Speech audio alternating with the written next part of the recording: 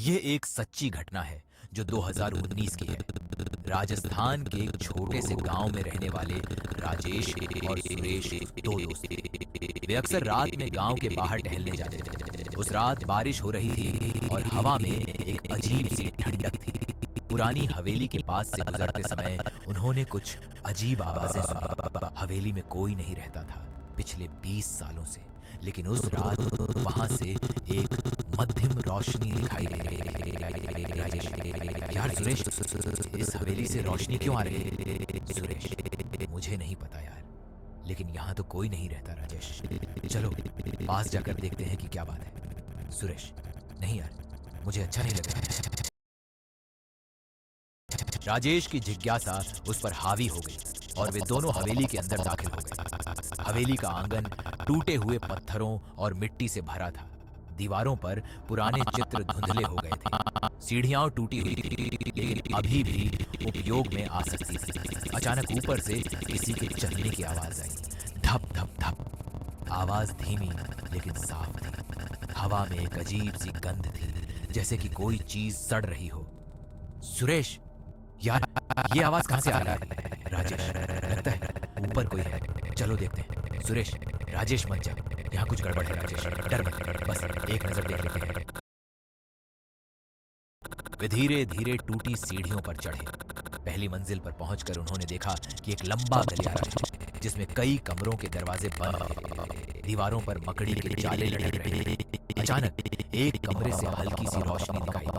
वह रोशनी कभी तेज होती, कभी धीमी, जैसे मोमबत्ती की लौ। हवा में अब वह गंध और तेज हो गई। सुरेश का हाथ कांप रहा था और उसकी सांस तेज हो गई। सुरेश, यार मैं यहाँ और नहीं रह सकता। राजेश, बस थोड़ा और उस कमरे में देख लेते हैं। सुरेश, राजेश प्लीज चलते हैं यहाँ से।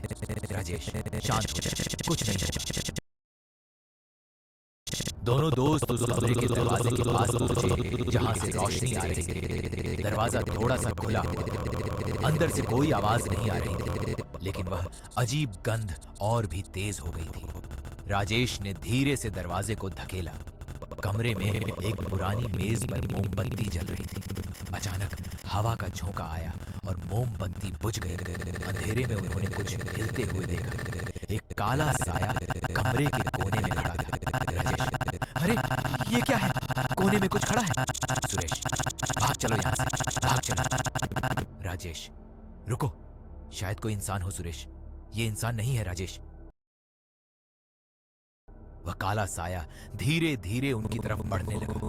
उसकी कोई शक्ल दिखाई नहीं दे रही थी, सिर्फ एक काला और लंबा साया हवा जाने सुरेश की सांस राजेश का हाथ दरवाजे की चौखट पकड़े हुए कांप रहा। साया करीब आते ही उनके कानों में एक सीटी की आवाज गूंजने लगी, जैसे कोई बहुत दर्द में हो और चीख रहा हो।